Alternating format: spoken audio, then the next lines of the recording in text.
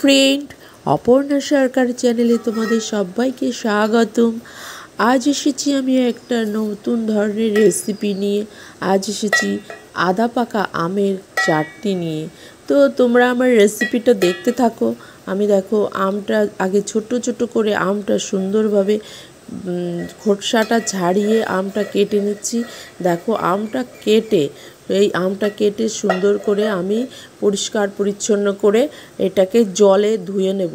দেখো জলে ধুয়ে আমি নেব একটা প্রেশার কুকার, কারণ এটা আমটা একদম কাঁচা না, আমটা হচ্ছে অর্ধেক পাকা আম। তো যদি একটু পাকা আম নেওয়া হয় তাহলে নর্মালি কোনো কড়াই বা অন্য কোনো জারে সিদ্ধ হবে না, গলবে না। তো তার জন্য আমি নিলাম একটা প্রেশার কুকারে ঢাকা দিয়ে দেখো আমি গ্যাসে চাপিয়ে দিয়েছি, ওটা সিদ্ধ হয়ে গেছে। তো সিদ্ধ হওয়ার পরে আমি দিচ্ছি হচ্ছে কড়াইতে একটু জল দিয়ে, তোমার এর আগে আমি কিশমিশটা ভিজাইনি, তার জন্য একটু গরম জল দিয়ে কিশমিশটা ভিজিয়ে দিলাম যে তাড়াতাড়ি কিশমিশটা ফুলে যায়।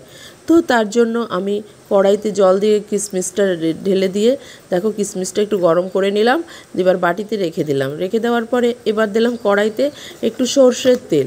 তো সর্ষের তেলটা একটু গরম হওয়ার জন্য আমি একটু সময় গরম করব। তো সর্ষের তেলটা দেখো গরম হচ্ছে, তো গরম হয়ে গেছে।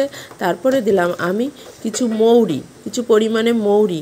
তো মৌরিটা এখন হচ্ছে, মৌরিটা হওয়ার পর দিলাম দুটো শুকনো লঙ্কা দেওয়ার পরে শুকনো লঙ্কাটা একটু ফ্রাই হয়ে গেল।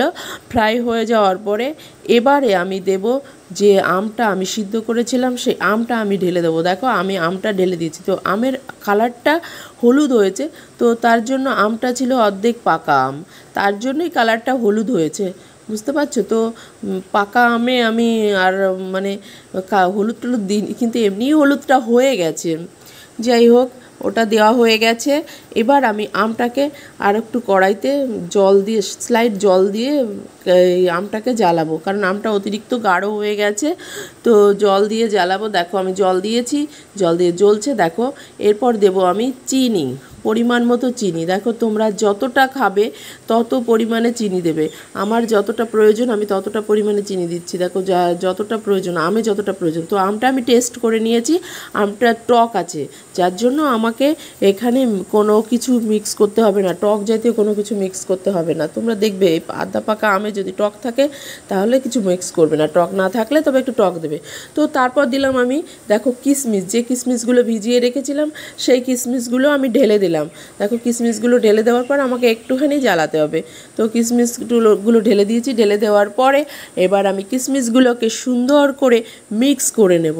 দেখো আমি সুন্দরভাবে কিশমিশগুলোকে মিক্স করব এখন। তো যাই হোক বন্ধুরা, তোমরা আমার ভিডিও দেখছো, আমার ভিডিও দেখে যে যেখানেই থাকো ভিডিও দেখো, এবং আমার ভিডিওতে লাইক কমেন্ট এবং শেয়ার করে দিও, একটু পারলে সাবস্ক্রাইবটা করে দিও আমার ভিডিও দেখে। তো আমি যে রেসিপিগুলো ছাড়ছি একদম খারাপ না, দেখবে তোমরা নিজেরা বানাবে, বানিয়ে দেখবে রেসিপিটা সুন্দর হবে, খেতে ভালোই হবে, আশা করছি ভালো হবে। তো যাই হোক, আমে কিশমিশ দেওয়া হয়ে গেছে।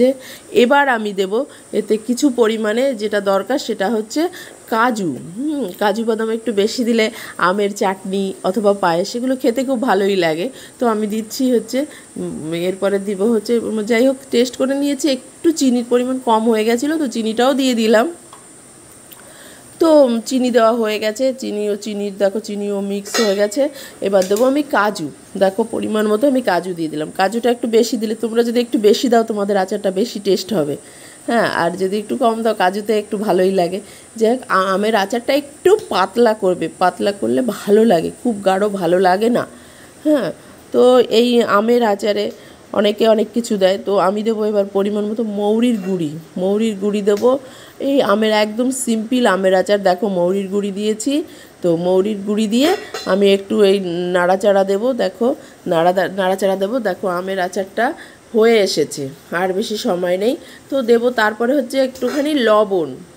তো লবণটা দেওয়ার পরে আর আমের আচারে কিছু দেওয়ার নেই, আমের আচার হয়ে গেছে, সম্পূর্ণ হয়ে গেল। লবণ মিক্স হয়ে গেল, কারণ লবণ না দিলে পারে তুমি যতই চিনি দাও মিষ্টিও হবে না, আর ইয়েও হবে না, কিছুই টেস্টে লাগবে না। একটু টক আছে, যার জন্য লবণ দিতেই হবে। দেখো আমি গ্যাসটা বন্ধ করে দিলাম, আমার আচারটা কমপ্লিট। আমার ভিডিওটা দেখে তোমরা প্লিজ লাইক কমেন্ট শেয়ার করে দিও। আর আমি তোমাদের সামনে আবার নতুন ভিডিও নিয়ে হাজির হব, আবার নতুন ভিডিওতে দেখা হবে। ওকে, বাই।